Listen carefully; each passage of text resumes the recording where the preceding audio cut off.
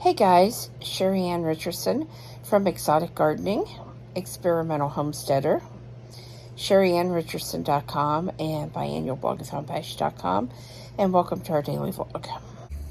So hey guys, I do need to tell you that some of the items you're going to see in today's video I did receive for free in exchange for my honest review. All opinions are my own. It is an early Monday morning, and I don't want to be up, but I am. I have a lot to do today. Jeff spent the weekend cutting down trash trees.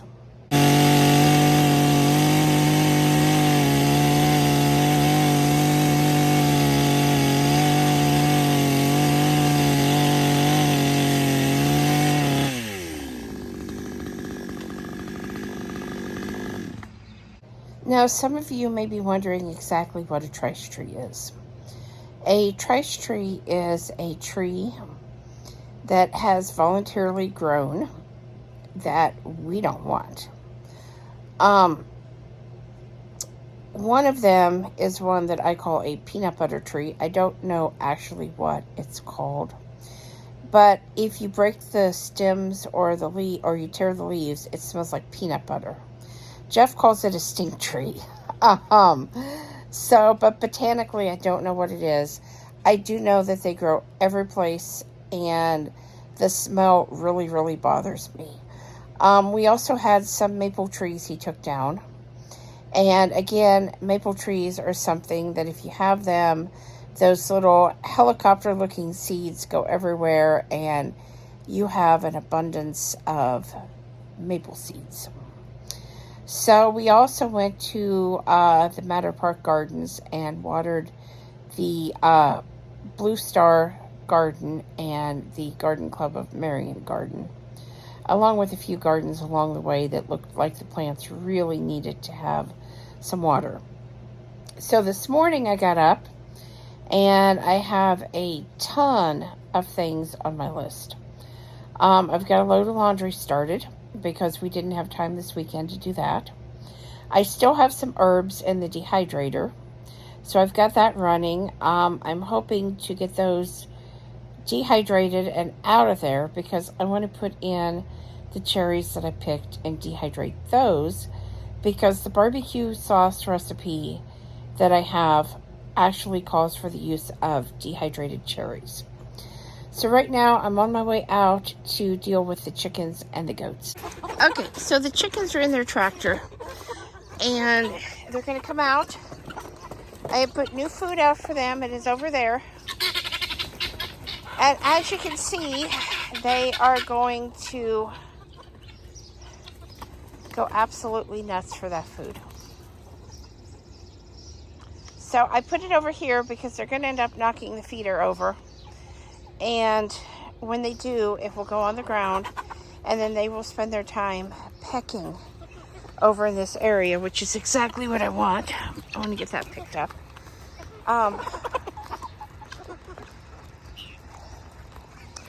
And then I will go back here and they have two waterers. They have another feeder in there that you can see. I don't know if you can see the other waterer. But anyway, I will take these waterers and this feeder.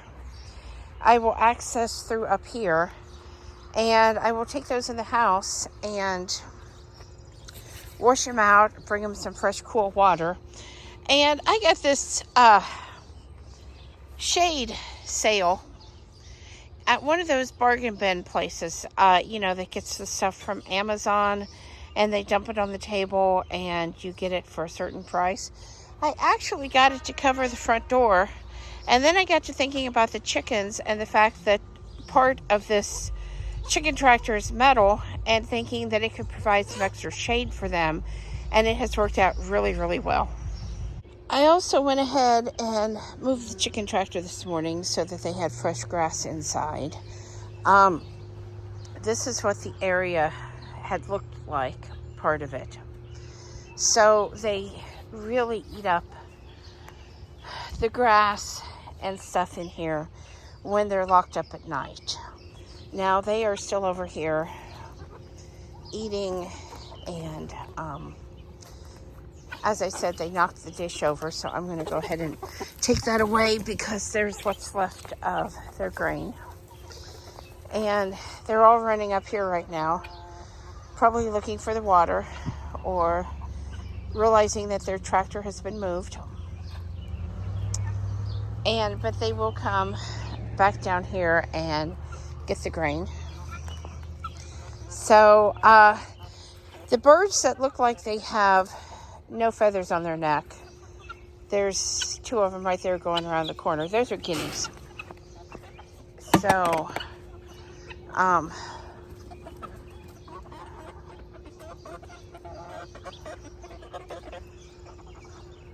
they make a lot of noise, but they are really good for taking care of ticks and other bug problems.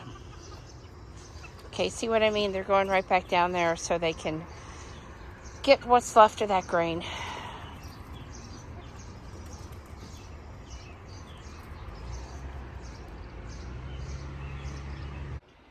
Okay, so once I'm done dealing with the meat chickens for the morning, the first thing I do is come inside with their feed and water dishes. And I put them in the bathtub and I wash them off.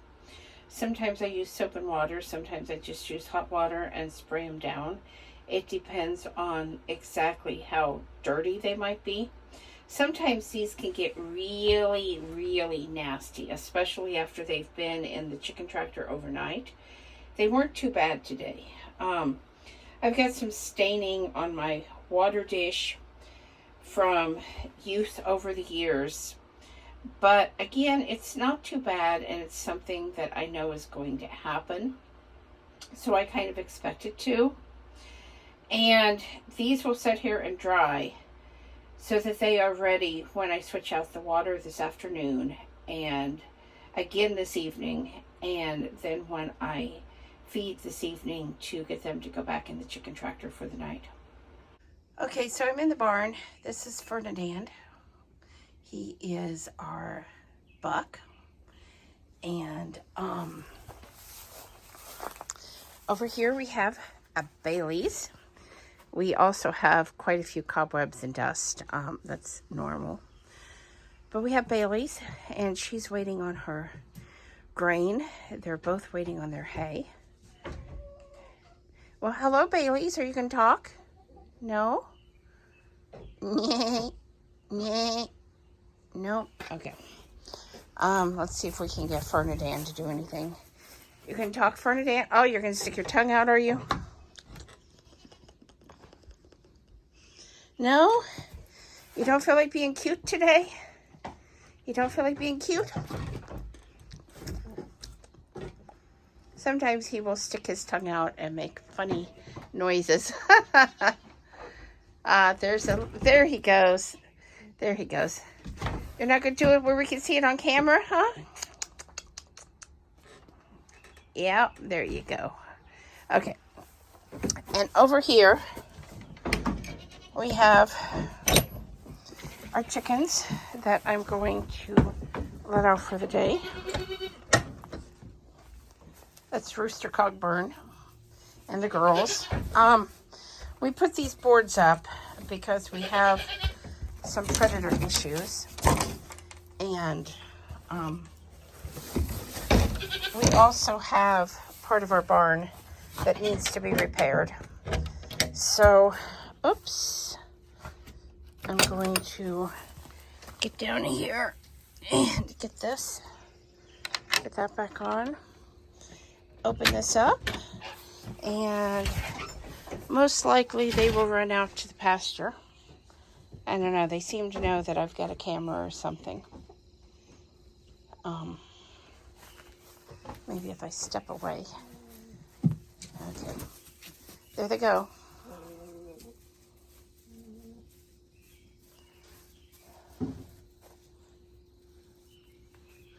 Oh, we've got one hen still up there. I was going to say somebody's missing. But they will go out here and spend the day eating grass, eating bugs, and doing chicken things. I actually need to reseed part of this because it's grown up into some things that's not so desirable. some weeds and things, and nobody will eat that.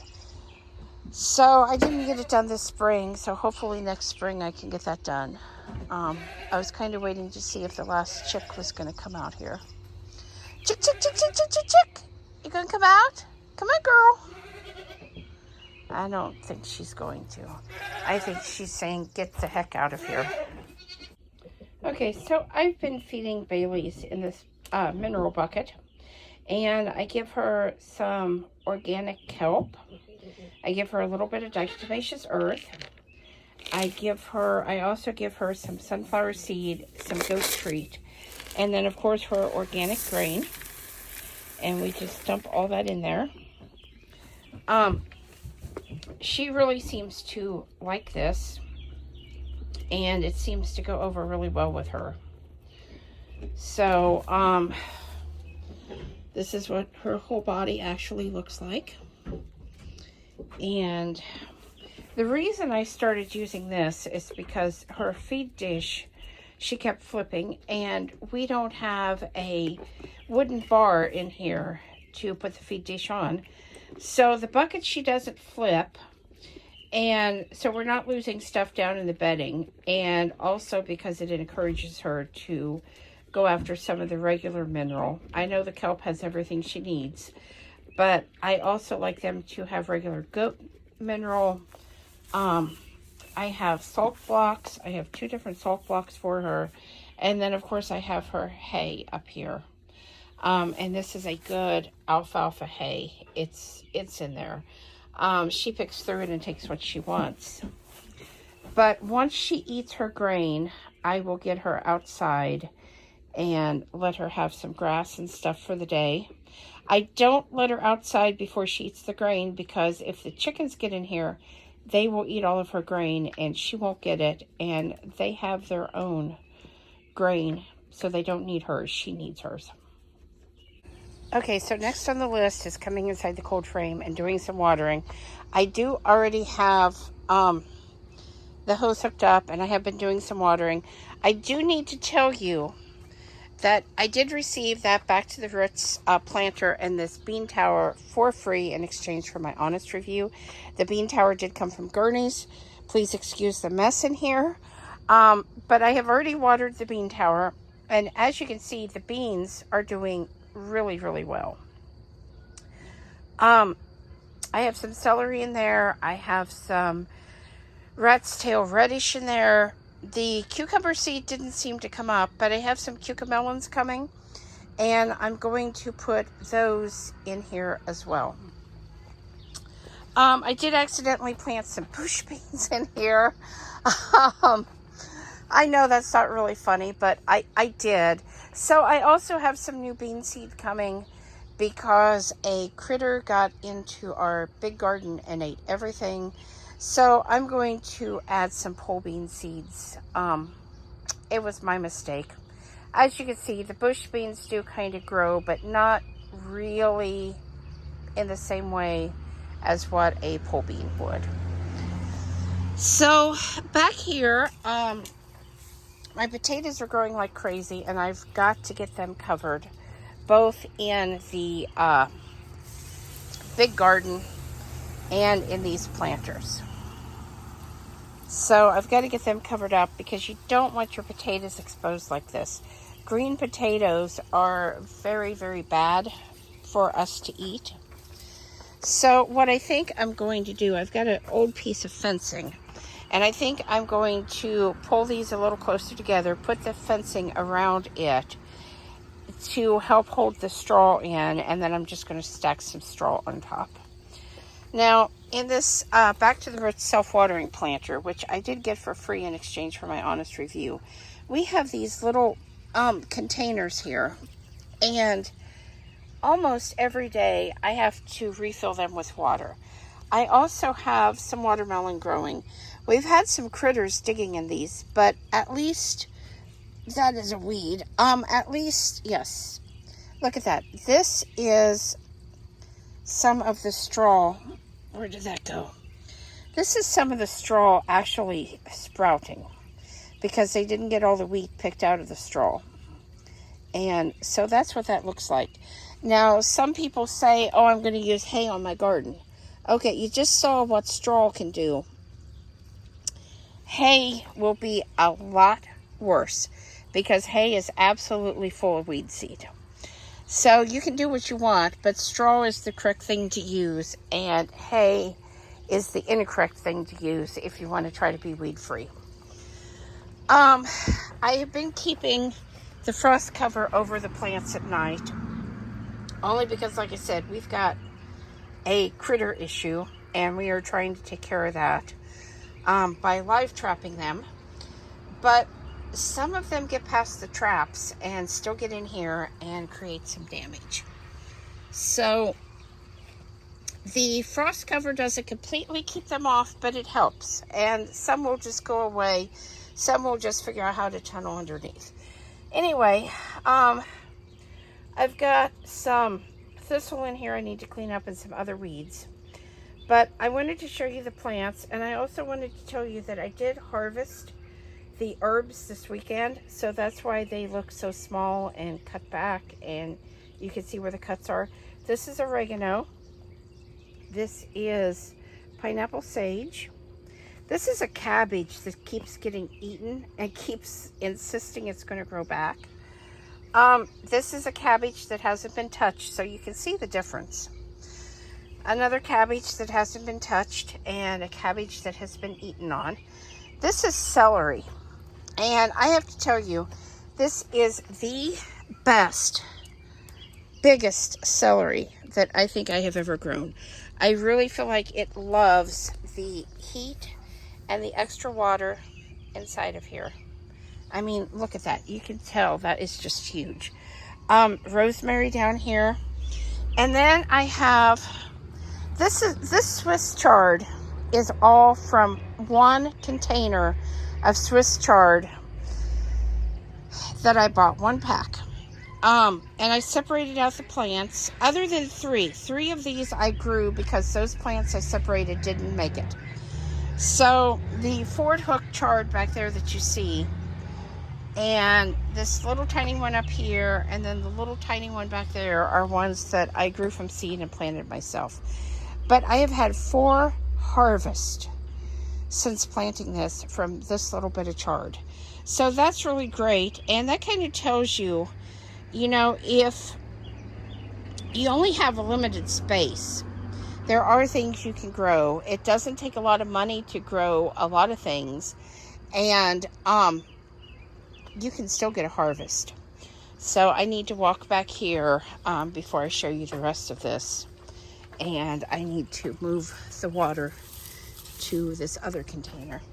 Okay, now I also tried some tomatoes in these hanging baskets, again, just out of curiosity, to see what I could or could not do. Let me move. I've got a cart in here that I keep all my garden supplies on. This tomato here, I'm not sure which one it is until we actually, I have a suspicion, but I don't want to say what it is until we actually have some fruit that I can look at. But as you can see, it's not very big, and it's flowering, and I think it's going to be just fine. Now, this tomato down here isn't doing good, and I am pretty sure it didn't make it, but these up here are doing fine. And this may have been my own fault. I may not have got it planted well. I may not have got this soil moist enough, because as you can see, the ones on top are doing fine. So, and then I've got this tomato that is just going gangbusters. This is an early girl, and I'm real anxious for my first red tomato, but you can see on all sides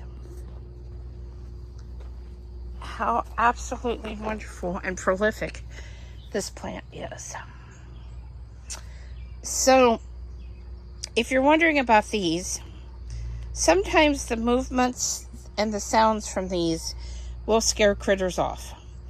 I also got some that had kind of a metallic look to them, and that was so that it would reflect light, because light is another thing that will sometimes scare critters off. Sometimes it works, sometimes it doesn't. It depends on the animal itself. So anyway, I will be taking a few minutes to get this entire area well watered. I have a sprinkler going on the big garden up the hill to water it. And then we will be moving on to the next projects of the day. Okay guys, so that's about the first 2.5, 3 hours of my day. Everything that you have seen every single day, 7 days a week. That's not a complaint. That's just kind of sharing with you what life is like. And now I want to show you. This area was completely overgrown. So he took a lot of trees out in this area and also in this area. I'm going to walk around here because he left the stumps kind of high, and there is one right there.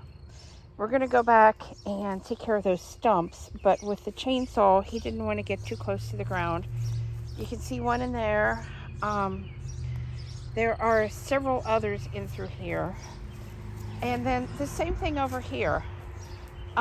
These trees just grow so prolifically. I don't know if you can see, there's 2 stumps, 3 stumps back there. We still have some more brush and raspberry bushes to take out that we don't want, some poison ivy to deal with.